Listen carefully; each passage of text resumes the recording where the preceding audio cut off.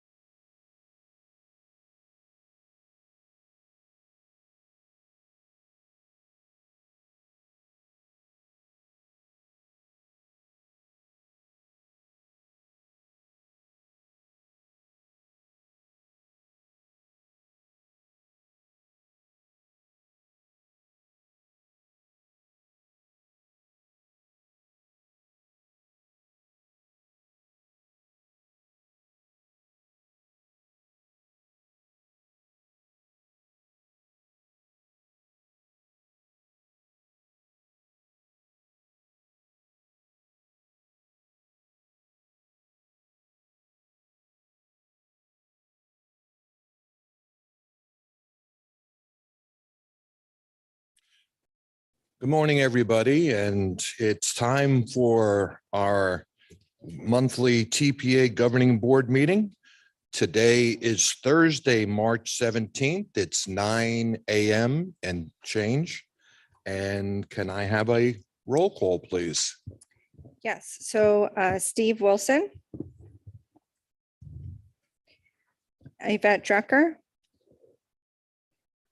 and I'm sorry, Councilmember Mayo, you're here on behalf of Councilmember Drucker. Okay, thank you. Yes, I am. Andy Thompson, Thankful to be here. Stephen Grant, I believe he's running a little late. Shelley Petrolia is excused. Joel Flores is excused. Cameron May. Here. Christopher McVoy is running late. Joni Brinkman. Here. Catherine Waldron. Here. Melissa McKinley. Here. Maria Marino. Here. Maria Sachs. Greg Weiss. Here. Shirley Lanier. Fred Pinto. Here. Michael Napoleon. Here. Christina Lambert. Here. Joseph Paduzzi. Here remotely. Chelsea Reed. Here. And Robert Weinroth. Here. We have a quorum in person, Mr. Chair. Thank you very much. Okay, are there modifications on the agenda? Yes, sir. I have two modifications. The first ones are for virtual participation. I have Commissioner Paduzzi that is tending to business in Central Florida and was unable to make it back in time for our meeting. And I also have Commissioner Lambert, who is under the weather and wasn't able to join us in person. They're both online at this time. Okay, does anybody object to participation by our two virtual members? Seeing nobody having a problem, we're going to admit them as members of this body today, and they will be able to participate. Is anybody else on the line who is a member of the board? I will double check, but I don't have anybody else besides those two. Okay, And I have one other modification, Mr. Chair. thank you. We are asking for an addition of consent agenda item 1H5 for approval of a transit unplugged TV consent and release form for Valerie Nielsen's March 4th interview. On the dais is a copy of the consent form labeled as 1H5. And we also revised the agenda in front of you to line item that was an addition with an underline. All right, so let's just give everybody a half a second to take a look at that consent form before we put it onto the consent agenda.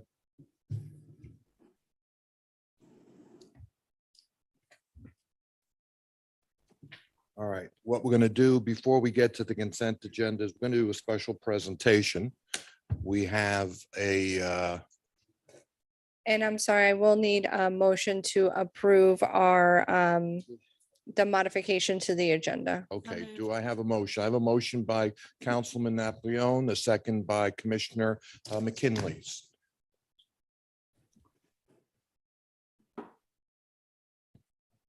Did we not? I have just been pointed out to me that I forgot the Pledge of Allegiance and I forgot the invocation. So that's because Mayor Wilson's not here. He's thrown me off. So I was going to ask Mr. Thompson to do it, but Commissioner Marino, we'll give you a shot and then I will do the pledge. Everybody please stand.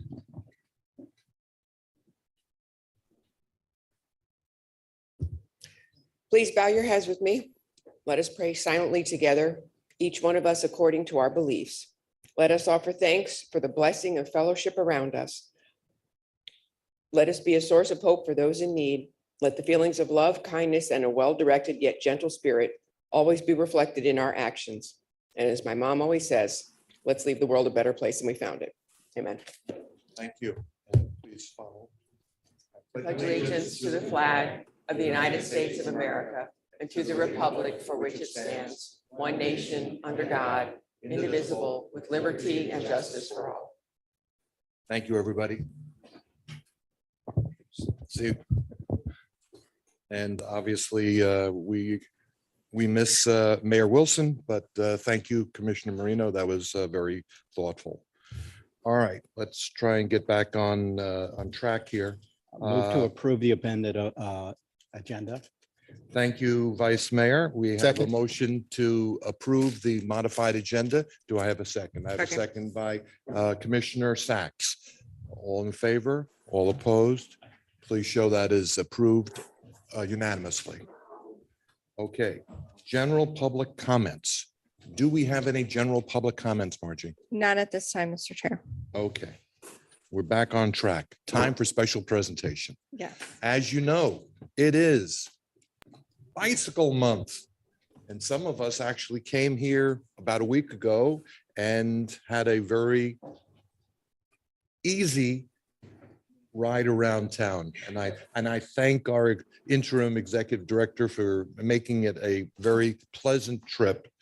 I'm going to read a proclamation that has been signed by yours truly and our vice mayor, vice chair, Reed.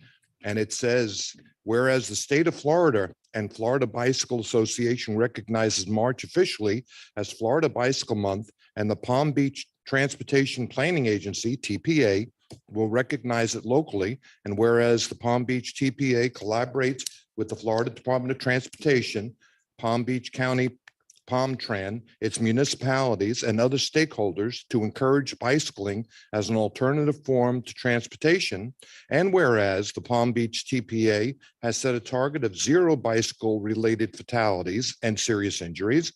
And whereas Palm Beach TPA plans, prioritizes, and funds bicycle facilities that improve safety for its constituents. And whereas through these efforts, Palm Beach County now has over 255 miles of designated bicycle facilities with more than 600 miles of additional bicycle facilities planned, and will continue to promote a connected network of improved bicycle level service.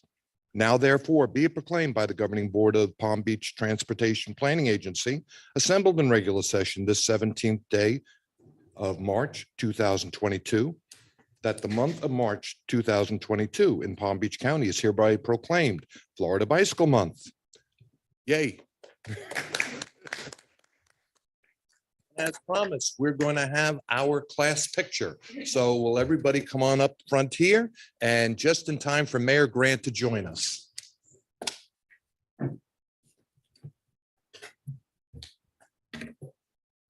Mayor Grant's last picture with us. Yes, maybe. Never know. Never know. Those elections. That's right.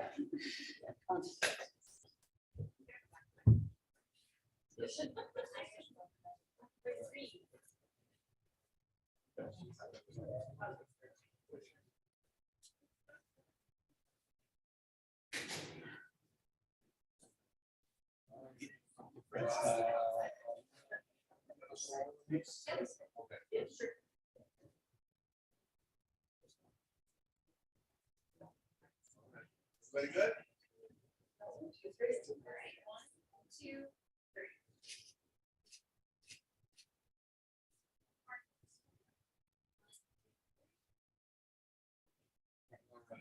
Love it. Good work, team. Good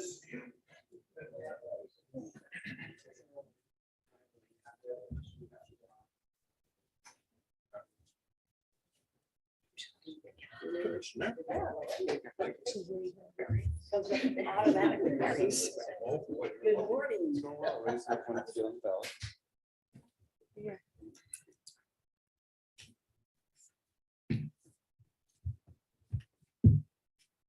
Okay. Moving on. Comments by the chair. That's me. Okay. Several things. First, just letting you know that the executive committee is going to be meeting.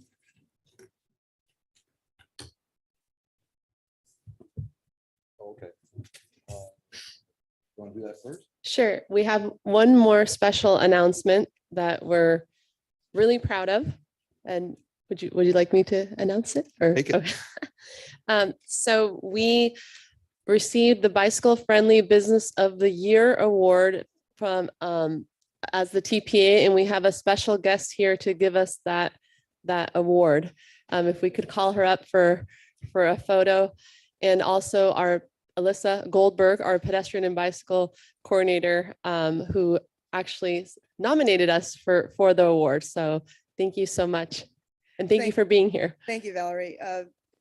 Good morning and happy Florida Bicycle Month. Thank you, Mayor. Don't get too comfortable. There's probably another opportunity to get up and take another photo.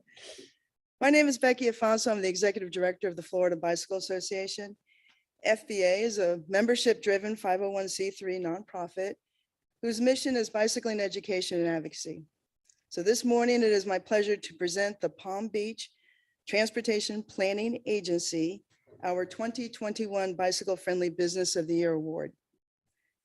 The Palm Beach TPA has earned a silver designation as a bicycle friendly business from the League of American Bicyclists since 2020.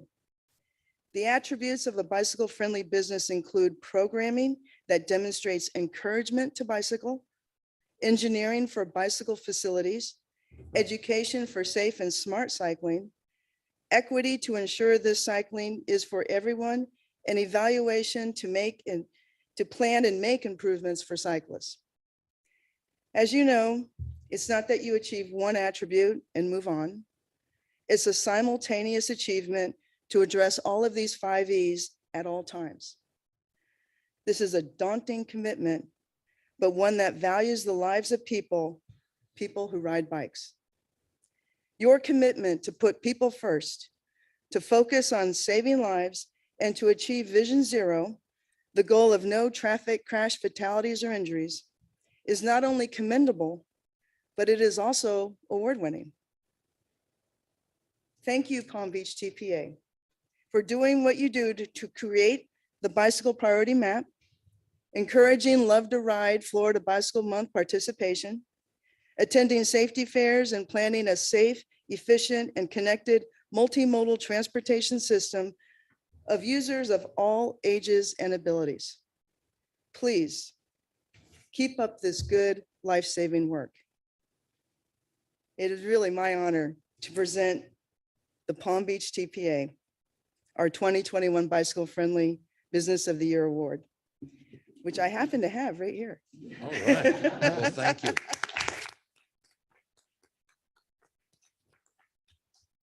Now, the baton's a different matter. This is just something where instead of passing the baton, we actually do photo ops with the baton as a partner in safety, education, advocacy, and saving lives. So that's why I have the baton. I didn't expect anybody to get out of hand, but All right. Why don't we just do this with the chair, vice chair? and the sec- Yeah.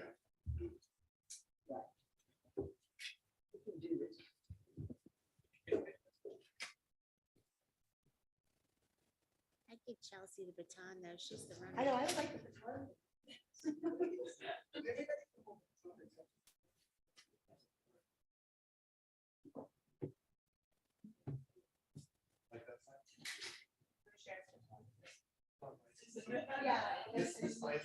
Somebody writes a really good nomination.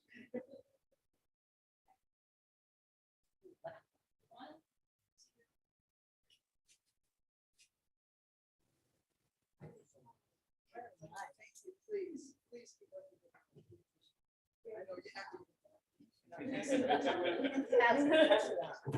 As you know, there's copies of our messenger out front that actually list you as you open on the front page.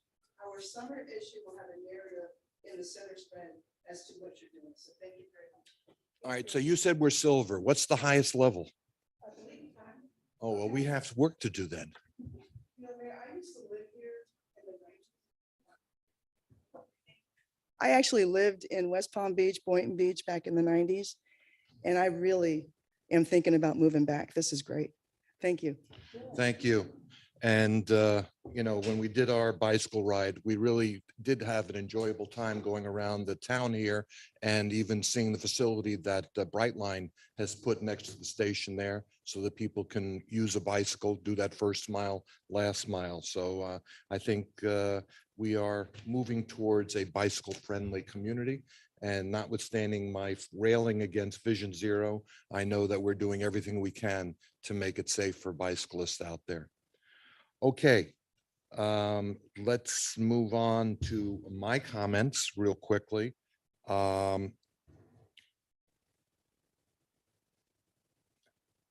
Let's see. Yeah, we're going to have an executive committee meeting on March 28th.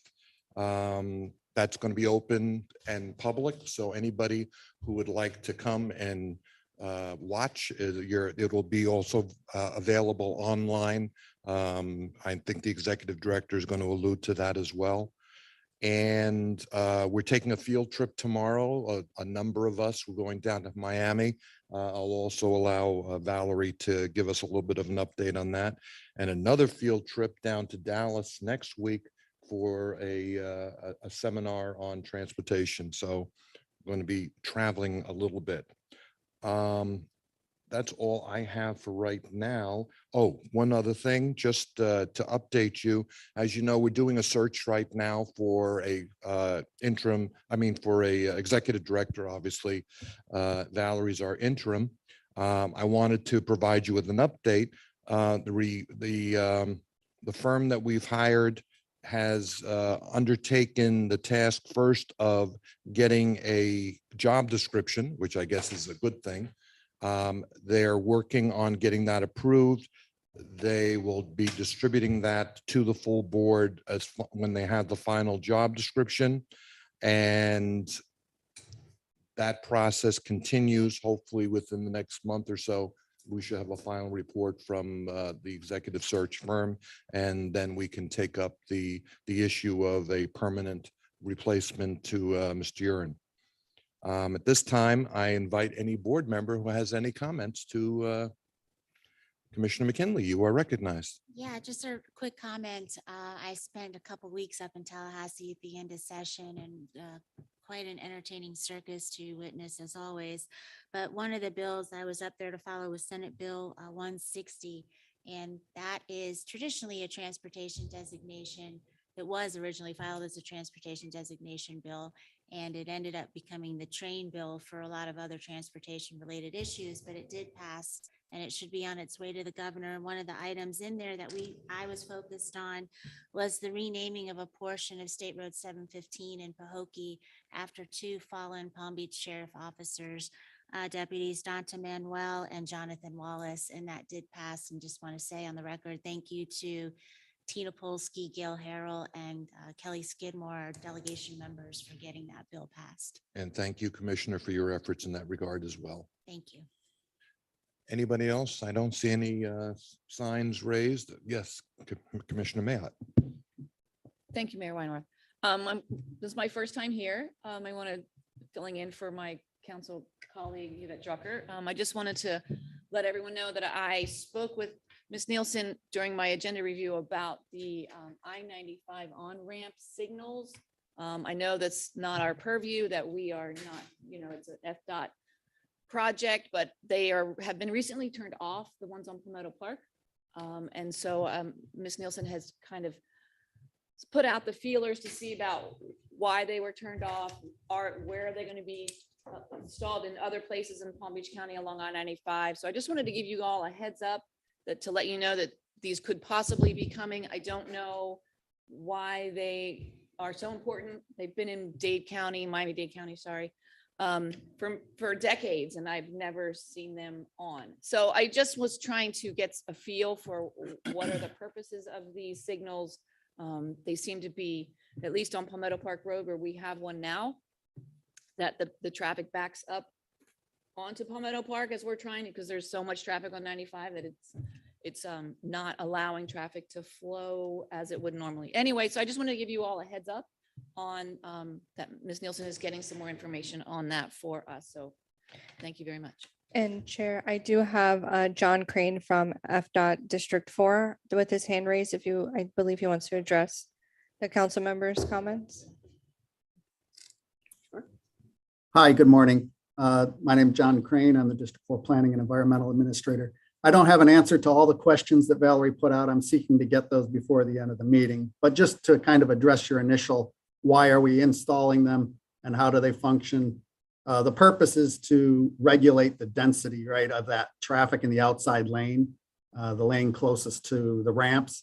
So there are sensors in the pavement that kind of tell how close cars are packed together, and it tries to then regulate. It'll go red for a brief period when the density is too thick for a car to enter, then allow a car to move forward down the ramp and enter, and it'll stop the next car just very briefly. So they will regulate and stop for just a few seconds, supposedly, to give each vehicle a little bit more space and time to enter the ramp, and it creates less friction on the actual expressway.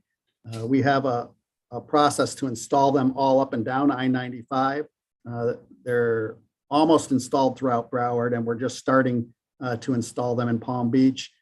When they turned them on, there was a lot of backup on the arterial cross streets from the left turns, entering the ramps and the right turns, so they wanted to do a little bit more assessment. They're working with Palm Beach County traffic engineering, who regulates the signal system, to try and see how they can better accommodate traffic. So I will get answers to the rest of the questions that you posed to Valerie, and we will get you those answers. But I wanted to just give you that initial feedback. Thank you. Does anybody have any other further comments on that issue? All right. Any other raised hands on virtually, Margie? No, Mr. Chair. Okay. I do have that Commissioner Waldron has her tent card up. You are recognized. Thank you. This is more of a, I guess, a statement, but I know that the Treasure Coast Regional Planning Committee, I think, is going to be having meetings about the rail crossing issues, which is a real problem, and the port sort of in the middle of it, because the trains come into our port, obviously. I just wanted to reach out and see if I could be part of that, or what the status is, because it's a big problem. As you know, people up in Riviera Beach trying to cross over Blue Heron and 45th Street can get stuck for over 45 minutes. And part of the reason is because it comes out of Jacksonville and it's leaving later, so it's hitting right at rush hour. And it's a much longer train because they don't have the employees to carry more, do more trains. So it's very long. So it's a real problem. And then it stops at our port and causes a lot of problems. So I just wanted to let you know that we're very interested, and as much as we can participate, we'd like to. Okay. I don't see any further comments from the board, so Executive Director or Interim Executive Director. Thank you, and good morning, everyone. And just to Commissioner Waldron, Kim Delaney from Treasure Coast did reach out to me regarding potentially the TPA helping to facilitate the conversation between the partners to try to advance or solve that issue. So we've scheduled the time to talk about it, so we'll keep you posted on next steps for that. Thank you, appreciate it. Yeah, and good morning, everyone. Welcome some of our new members that are here for the first time. Good to see you here. And happy St. Patrick's Day. Happy Florida Bicycle Month. Thanks to everyone who participated in our ride on March 11th. We had over 20 folks participate. It was a really nice ride. We got to preview the Brightline Bright Bikes that are now here in downtown. They actually launched officially this week. So if you are ever here and want to go on a ride, there's bike share now here in downtown. So that's very exciting. Good to see you, Mayor Grant. Again, a surprise, a treat to have you back. Thank you everyone who participated in that. And thank you for everyone who did a proclamation this year. We actually hit our goal of 15. So we were trying to get more local municipalities to join us in that. And we got a couple new ones, including the city of Westlake. So that was great. And thank you, Alyssa, for helping our pedestrian and bicycle coordinator who helped reach out to everyone. And we divided and conquered going to some of the proclamations at some of our local municipalities. So I also want to say that bittersweet, but Alyssa this is her last meeting with us. She has been with us for 4.5 years and started as a planner one fresh out of school, and then grew to planner 2, and then to lead pedestrian bicycle coordinator about 1.5 years ago. But unfortunately for us, but happy for her, she has been tapped on the shoulder and is going to be going to work for a consulting firm where my understanding, she's going to be multimodal manager and growing their planning team. So her last day with the TPA is going to be March 31st. And we're so grateful for everything that she's done. She's been an amazing staff member and team player. So I just want to make a special thank you to that and to Alyssa. I know some of you have worked with her and she's led our walk bike safety audits. So just wanted to say a special note to that, especially with Florida Bicycle Month, because she's really been a big player in that.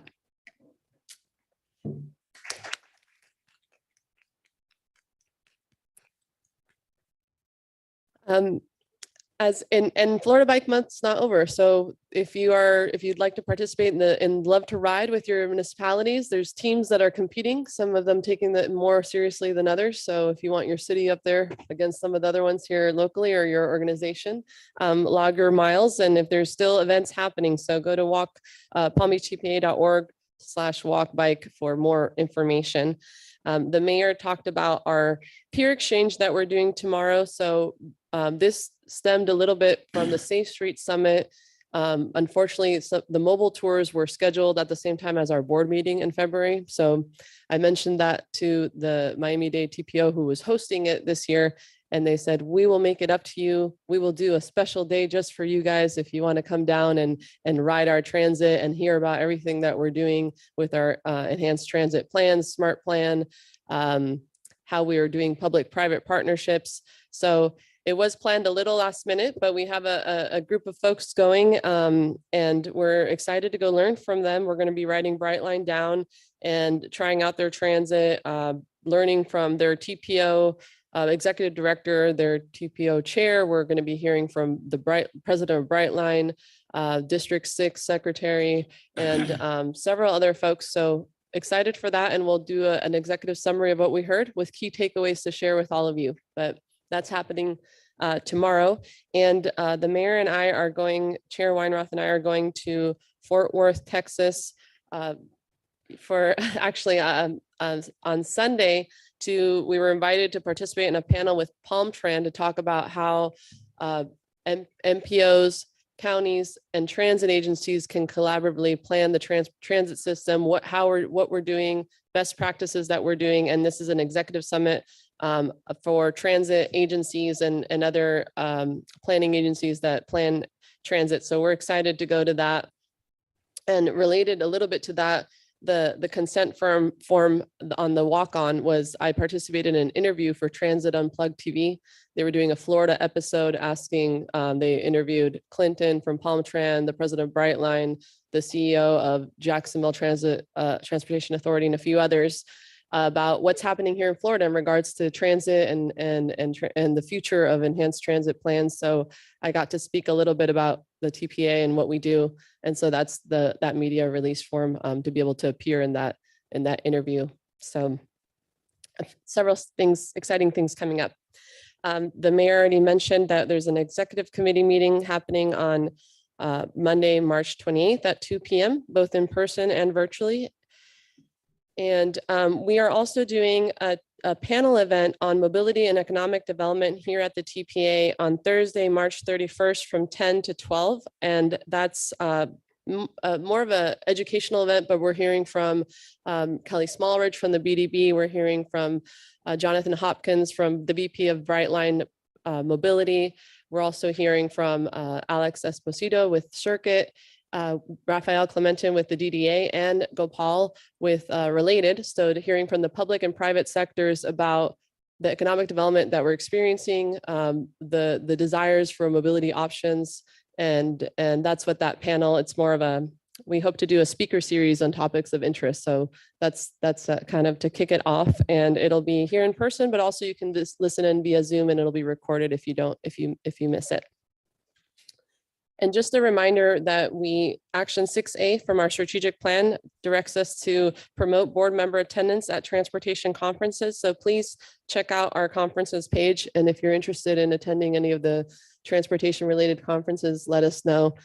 We have them listed for the ones that we're aware of for this year.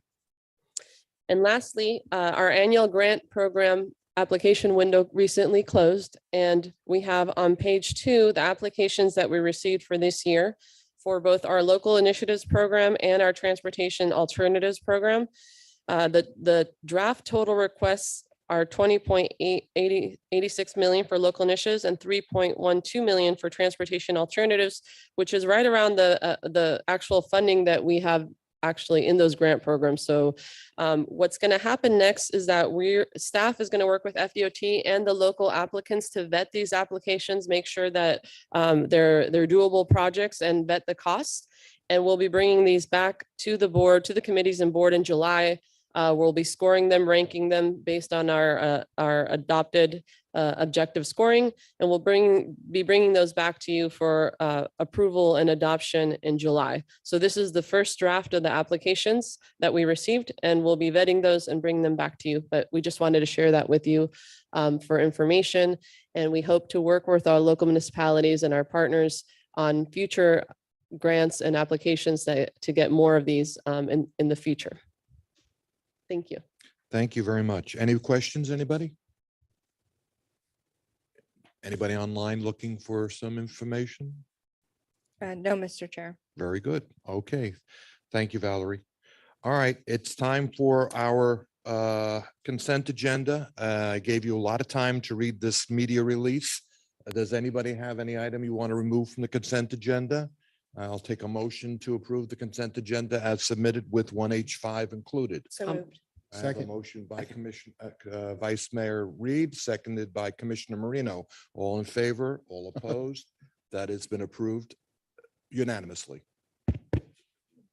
Okay, now we have 3 action items. Our good friend Mayor Grant is going to be sworn out of office any minute now. Any minute. They're going to be swearing at him when he gets back to Boynton Beach. So because he is leaving his elected position, we need to have a substitute for his participation on the Transportation Disadvantaged Local Coordination Board. Easy for me to say. We're going to take nominations now for an elected member who would like to be on that board. So you can self-nominate anybody who is interested in the position. Vice Mayor Reed. I would actually love to nominate myself for this. I've recently completed a lot of continuing education in inclusive ethical leadership and diversity, equity, and inclusion. And it would line up with my pursuits. And I've watched Mayor Grant several times do it, and it would be an honor to take his place. Okay. Anybody else who would like to either self-nominate or nominate someone else? I'm seeing nobody else race to this great position. I'll take a motion to appoint. Motion to appoint by Commissioner Sacks, seconded by Commissioner Marino. All in favor, all opposed, unanimously approved.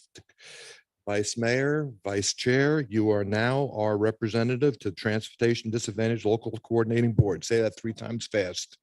Okay, very good. Mayor, we did have just, I think, 3 slides to tell you a little bit more about this committee. If anyone's interested, Alyssa can tell you about it. If not, you can reach out. I We can think tell we're you. ready to move We're good? on. Okay.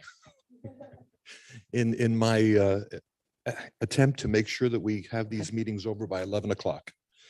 All right, now we go into the second one, which is a representative on the South Florida Transportation Council. Just as a matter of information, normally this is a position that is the chair of the 3 MPOs, both the Miami-Dade, Broward, and the Palm Beach. As you know, we left in place Mayor Pinto. It has been suggested that this might be more appropriately a position that the chair occupies. I am going to leave it to this board to make a decision whether we want to make a change. So I'm going to open nominations for the representative to the South Florida Transportation Council, Mayor Grant. So I actually went to a CEFTEC meeting and I was told that I was the first non-person that had to be there. You're a person. No, I'm sorry, first person that didn't have to be there that was there. And Yeah, so no one I do. goes to those. Yeah, and so with that, if the chair, Mayor Weinroth, is willing to accept a nomination, I would like to nominate him. I accept your nomination. You need a second? Oh, okay. Okay. Any other nominations? Seeing no further nominations, I'll make it a motion to appoint. I don't need a second. All in favor? All opposed? I will show that is unanimously appointing me. I thank you for the honor. Okay, now moving on to item C. Do you need to change the She beat me alternate? to it. I was going to mention, are we changing our alternate delegate, which is I'm currently sorry, Commissioner yes. Marino? Our alternate right now is Maria Marino. I see no reason to make a change on that, but again, I will entertain any nominations if anybody would like to. Commissioner, wow, McKinley. McKinley Marino, I'll nominate Commissioner Marino for that. Okay, we have a nomination to renominate or reappoint Commissioner Marino. Seeing no further nominations on the table, all in favor, all opposed, show that as being approved unanimously. Thank you. Okay, now on to the representative for the MPOAC.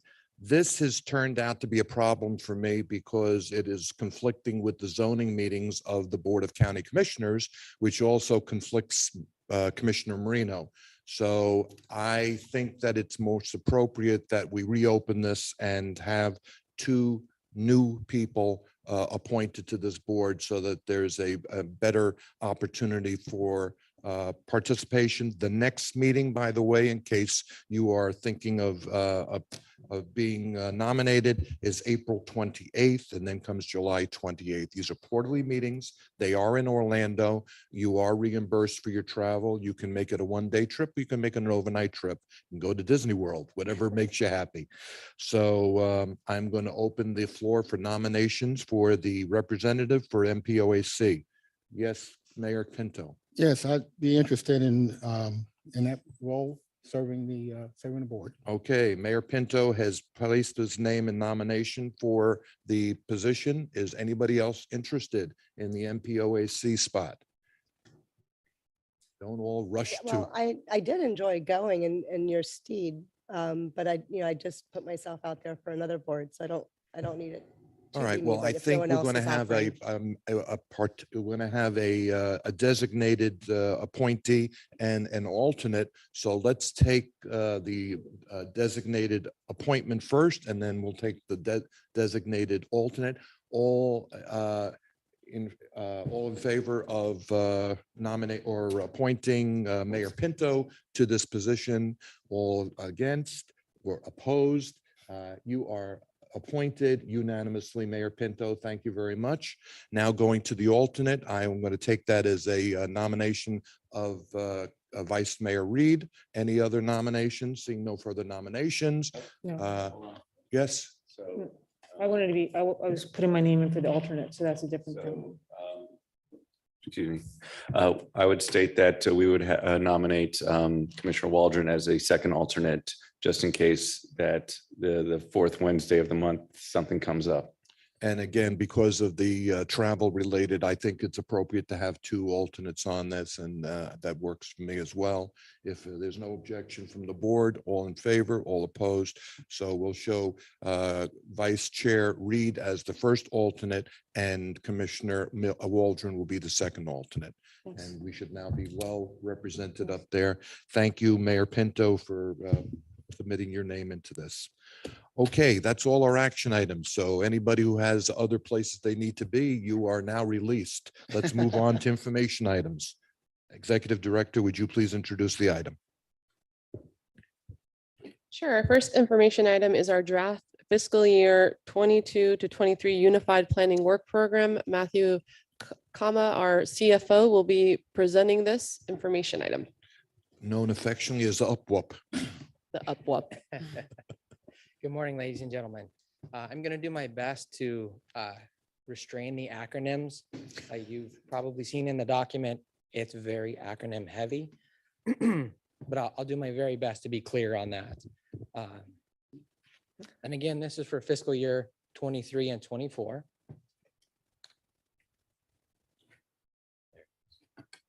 So the Palm Beach TPA is established by statute, by interlocal agreement, and by authorization of the governor to provide the metropolitan planning process for the Palm Beach County region. That process requires 3 documents and that we obtain public input on those documents that we produce. The Long Range Transportation Plan, or LRTP, has a 20-year horizon, and we renew that every 5 years. The Transportation Improvement Program has a 5-year horizon, and we renew that annually each year. And then the Unified Planning Work Program, or UPWP, we renew that or every 2 years is that cycle.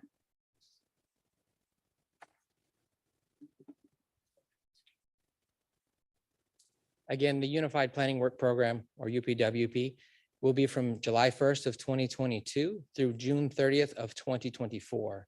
This document also constitutes our application for federal grant funding, and it provides the what, who, when, and how much it's going to cost for the activities that we do.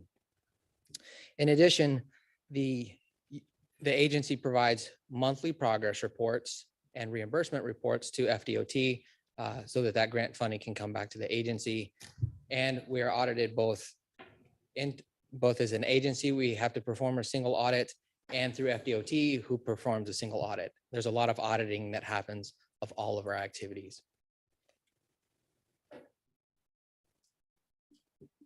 I'm going to highlight the core tasks that we identify here. Again, the UPWP that we're doing, this is a continuation of our efforts that we've been doing. There are a few adjustments, a few modifications that we're required to make. Again, engage the public is our first task. And then task 2 is our short range planning of the system. And task 3 is where we identify the long range transportation plan on its own. That was required in this update of the UPWP. Task 4, we prioritize the funds that will be applied here in Palm Beach County. Task 5, implement projects. Task 6 is the collaboration with partners. And then in task 7, where we administer the agency, we will be seeking to add a position in our finance department for added requirements with some contracts compliance that's coming from federal and state oversight beginning in July of fiscal 23. Again, I know the acronyms are a challenge. I'm trying to define them and keep it straightforward. One other change I want to highlight, both on the federal level, so Federal Highway Administration and the Federal Transit Administration, as well as the Florida Department of Transportation, FDOT, have all been working together to try to make this funding process a little easier or straightforward. In the past, we've had to keep each of those funding sources separately, manage their budget separately, track all of the activities we do separately. Through a collaborative effort, we're able to move to a consolidated planning grant that's been done in other states around the country for some time. It's new in this budget cycle. And so it changes a little bit of the presentation in the UPWP, but it's the same. It looks a little different in just how it's presented.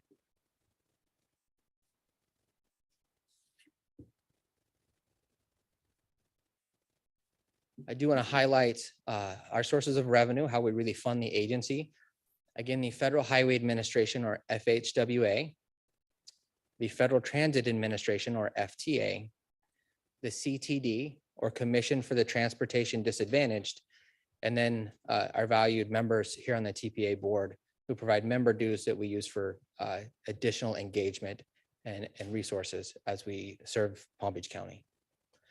Our revenue, our budget in fiscal 23 is 4.97 million, and in fiscal 2024 will be 4.78 million. We do operate within our budget constraints. Can you explain that drop? Yeah. Can you restate that question? Yeah, I just, can you just explain the drop of like $200,000 in the two budgets? Oh, yes. Now I understand. So in fiscal 2023, we're going to experience additional funding related to the new infrastructure investments coming from the federal level. And those would have applied to fiscal 22, but they won't show up yet, or they can't be applied to our current budget. So they're going to be added to fiscal 23, that first year of the new cycle, but they won't be there in the second year. So that's why year one spikes a little bit, but it settles back down in year two. Very good. Thank you.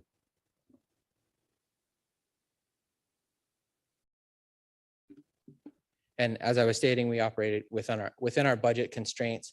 We have a separation of activities. We have grant funded activities, those things which are eligible for federal grant reimbursement. And we have to keep those separate from other activities that we might do locally to really enhance and get additional public engagement and make sure this board and agency can be as effective as possible. Again, our expenses for fiscal 2023 is 4.97 million. And in fiscal 2024 will be 4.78 million.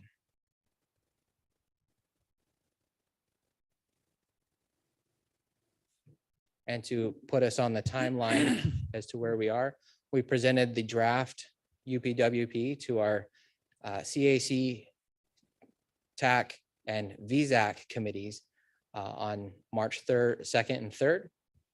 We have submitted this draft to FDOT, and then we're sharing it with you today so that we can take your comments and any feedback. We would incorporate that, and then we will bring it back to you in May for adoption. Once it's adopted by this agency, it goes to FDOT and FHWA for their approvals so that we have an active budget cycle beginning July 1st.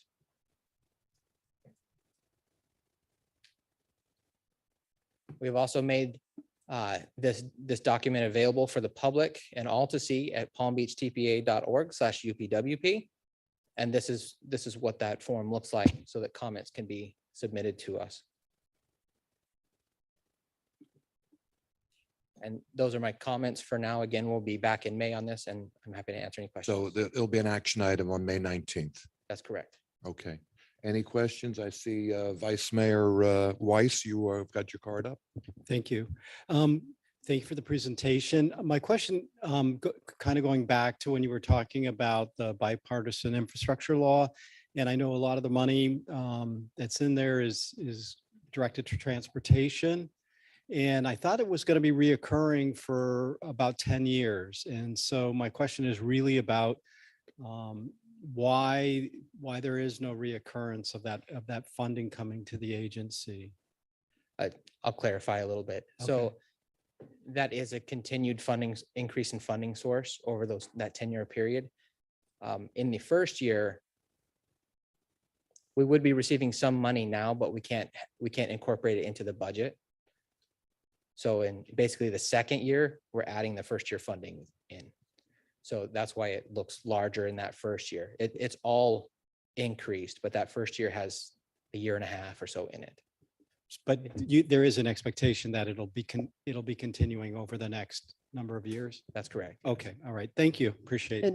And I'll chime in too to say, we've received direction from FHWA and FTA to move forward as is, and we'll likely have to make an amendment to the UPWP once things settle down and get figured out. But they said, move forward with the numbers you have and what you know now, but there may be an increase that you receive. And once we know that for sure, we'll bring it back as an amendment, but just proceed with the timeline of the deadlines for now.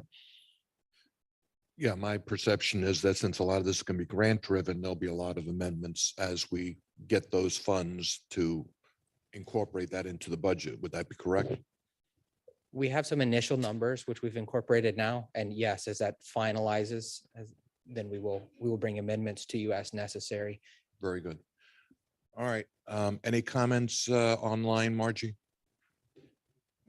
No, Mr. Chair. Thank you. Okay, Mr. Kama, thank you very much for your presentation. Okay, moving right along. Wrong way direction on I-95. That's not a very pleasant thing to even think about. So let's have a presentation by FDOT. Good morning, Chair Weinroth and Vice Chair Reed and the board members. My name is Thomas Miller, and I am a traffic safety specialist for FDOT in District 4. And I am here with Anthony Mendoza, who's a ITS project manager for Eland Consulting. And we're going to explain how the I-95 wrong way driving detection system operates and helps improve safety. Mr. Mendoza will first speak about the device, and then I will speak briefly about how the ramps were chosen and prioritized.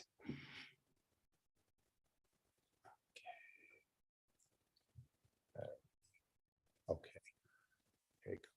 Anthony. Thank you, Tom. Good morning, everyone. First, the wrong way detection devices that are being installed on the off ramps along I-95 are designed to detect vehicles that are going up the wrong way and then trigger lights to alert the drivers so that way they can correct themselves if they're unaware of their actions. The third step is that these alerts are sent to the TMC so they can notify law enforcement officials, as well as alert other drivers by posting them on the electronic DMS message signs throughout the highway systems. Thank you, Anthony.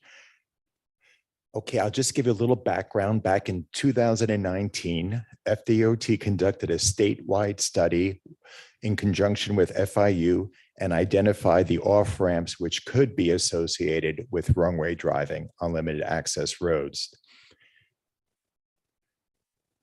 Based on a risk analysis, which included demographic data, historical data, and roadway geometry, 520 off-ramps were found to occur in the wrong-way driving hotspots throughout the state of Florida.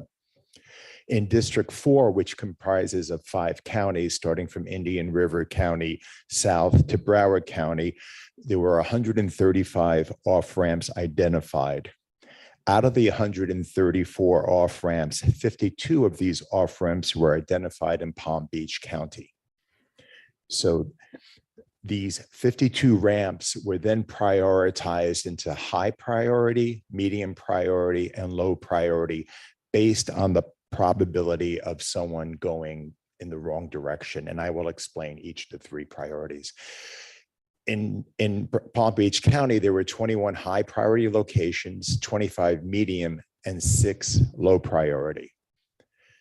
So we looked at the 21 locations in Palm Beach, and high probability was either a dual thread and a possible merging onto the wrong way driving lane ramp. Medium priority is a possible movement, but a lower probability, for instance, like a wide median or a difficult improvement. And low priority was unlikely or an impossible movement, like on a loop road. You would have to go over a median or go in a direction that isn't normal. So FDOT evaluated several countermeasures and found that the highlighted wrong way signs to be one of the most effective countermeasures to warn a wrong way driver entering motorist.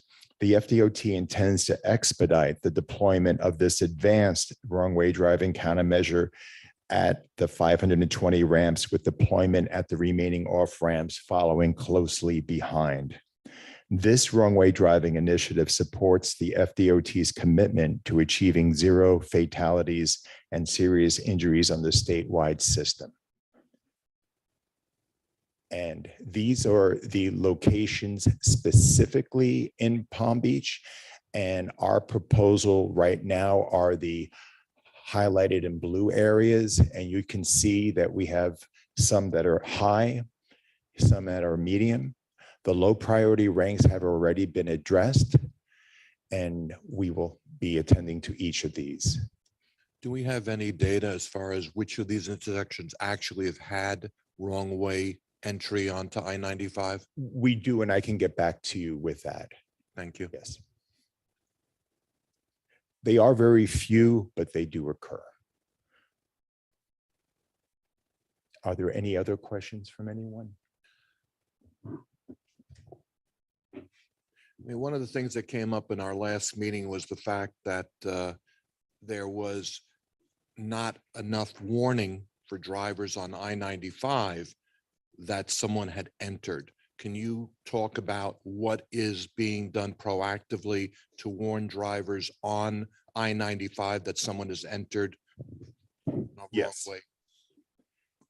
Tony? So that's a big part of what the system is these alerts are designed to detect the wrong way incident in real time. So the moment that it occurs, the notification goes out immediately to the TMC so they can notify the motoring public that it has occurred right away, instead of this delay from someone else seeing it and then passing word of mouth through road rangers or through other channels. This way, as soon as it happens in real time, the TMC is aware and they can start to warn motorists immediately to take action to minimize that delay and further safety concern. The placement of the signs that electronically inform drivers of a situation, are those strategically placed so that in these high areas, there would be a potential for a warning? The DMSs are the existing ones that are already on the freeway system. They're roughly every several miles. So that, sorry, the DMS signs that are in place already are positioned roughly every several miles. So that way there's up the motorist from either direction, particularly the direction that the wrong way incident is occurring, can be displayed for those oncoming drivers to be alert and be aware of the errant driver. Excuse me. Can I explain what happens when a driver goes the wrong way? If they go on the wrong way up to the ramp, there are signs that say wrong way. And once they reach a certain part, they hit the lighted signs. And 95% of the people will then turn around, 97% will turn around. If they do continue on, FHP gets notified, our TMC gets notified, and then we do use the dynamic message signs to warn drivers on 95 that there's a wrong way driver. I'm assuming that the thought of putting some sort of a shredding device on the entrance ramp, that if someone was going the wrong way, going on that ramp, that it would be difficult to put a shredding device on to stop them. Right. Yes, I would say I can look into that for you. But right now our initiative is through the signing and the notification. Okay. Vice Mayor Weiss, I think you had your, okay. Commissioner McCoy.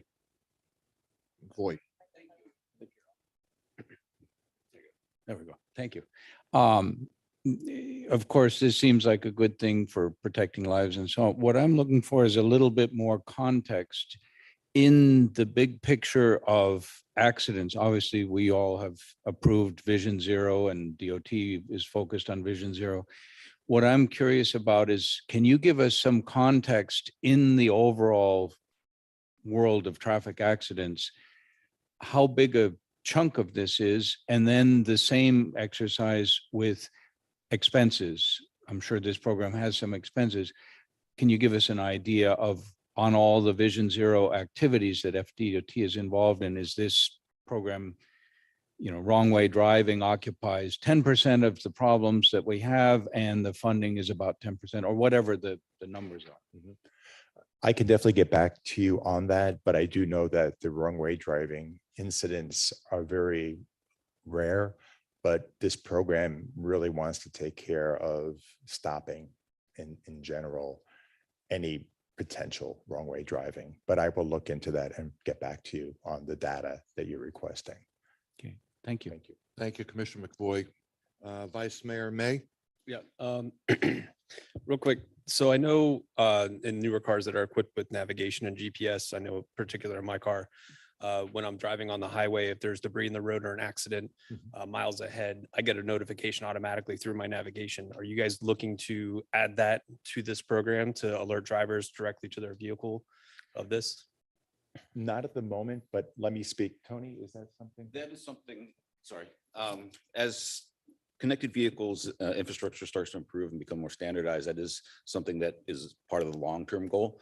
Currently, that technology isn't ready, but it starts with notifying the TMC in real time. And then from the TMC, those alerts can be dispersed to the DMS signs and ultimately to your smart devices. Okay, thank you. Thank you. Commissioner Waldron. Yeah, I have a couple questions. So if I'm driving, I see a sign that says, warning, somebody's driving the wrong way. What should I do? Because, but if you pull over the other person, I mean, obviously it's an erratic driver, so I wouldn't know what I'm supposed to do other than be very worried. Just to be aware at this point, if you feel more comfortable pulling over, you could pull over also. And when a motorist does actually get on 95 and they're going the wrong way, do you have an average amount of time they spend going the wrong way? It's difficult to find out exactly where they got onto I-95 sometimes. Sometimes it could be a short distance, sometimes it could be a long distance, and we're working on. But this will allow you to track it then, I guess. Yes, exactly. All right, thank you. Exactly. Thank you very much for the presentation. I think Thank you. that's all the comments from the board. We don't have anything from online or from the public, do we, Margie? No, Mr. Chair. Very good. Thank Okay. you very much for the Thank you. presentation. Okay. Let's move on to partner agency updates. Are there any partner agencies that would like to make an update? I don't see our good friends from Palm Train here today. We have Levi here in the back. Not sure if he has any comments now. Okay. Florida League, the Palm Beach County League, you have anything on your mind today? Always happy to see Mr. Ratcliffe here joining us.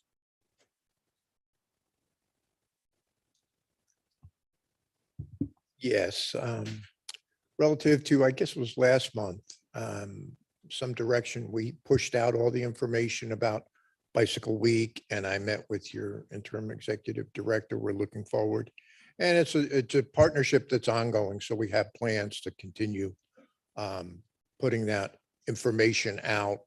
And I tried to invite her, but she's going to be out of town next week. So we'll get her to a board meeting. So we have plans. We're always working together, but it's good to kind of get up here and renew that because it is a partnership.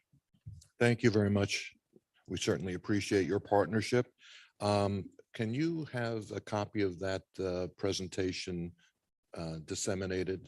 I think it'll be interesting for people to be able to distribute it to their local municipal boards. Sure, we'll circulate that, and then also several of the questions and answers that we'll get back to you. We'll provide that information as well. Very good. All right, zipping right through this agenda.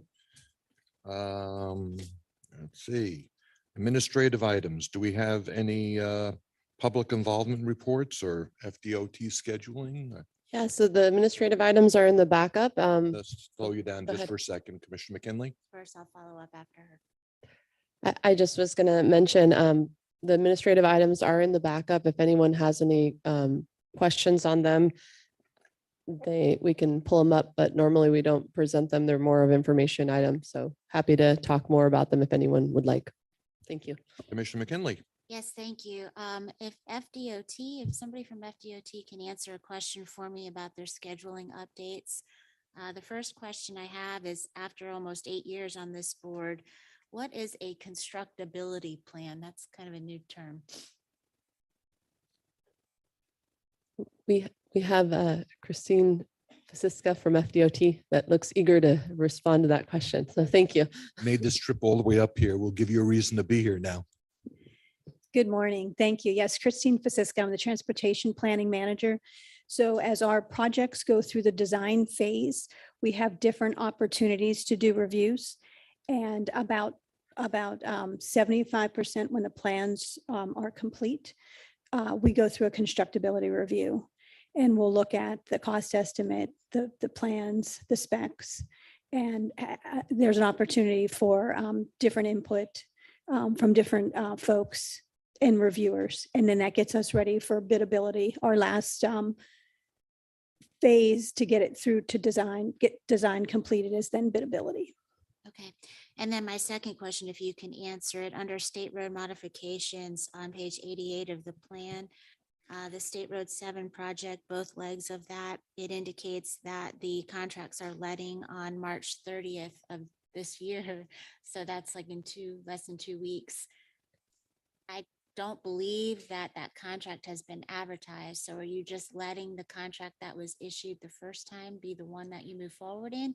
Or do you plan on advertising that contract?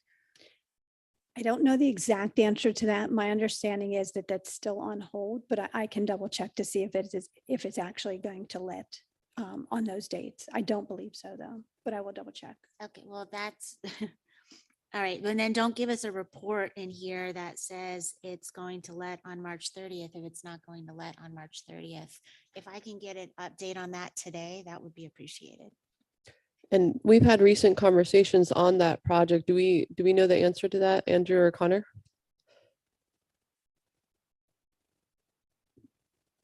Hi, good morning, everybody. Connor Campasso, Palm Beach TPA. Yeah, so we've been having conversations with the PM for the project. So it is on hold right now. So we'll probably have to update that scheduling report. But it's not. It's kind of in a weird spot right now. So they're still trying to figure out moving forward. But my understanding is kind of on pause right now. So it's unlikely for it to be moving forward right now. So as far as additional information, we could probably follow up with the PM and disseminate that. Yeah, if that was an error in the scheduling report, we can send out a updated one as well as the project manager contact Yeah, information and status. It's kind of a developing situation, so it's not really an error. It's just more of that's kind of what was on the books for now, and they're still trying to figure out the situation. So, but again, we can get more information for you and pass it around. Thank you. Sure thing. Very good. Again, I don't see any more cards up. We have in your package 9 detailed reports on pedestrian and bike fatalities that have occurred in the last quarter of 2021. They're certainly worthy of your attention, and I'm not sure if there's anything that really can be gleaned from this at this point, any commonality, other than we obviously are not doing a good job of keeping our residents safe on our roadways. We need to continue in that vein. That being said, your last comment on this board, Mayor Grant, we are all ears. It is, our mission for Vision Zero. And it's to the point of how do we make sure that we have that education aspect so that people are not crossing mid-block at dark, at night. And then also, as we can see that, I think 1/3 of them were at shopping plazas. And so that is something where do we need to inform the different commercial property owners the safety that is needed there to make sure that they're all ADA friendly, because I'm sure some of our plazas were built before the mandatory ADA requirements.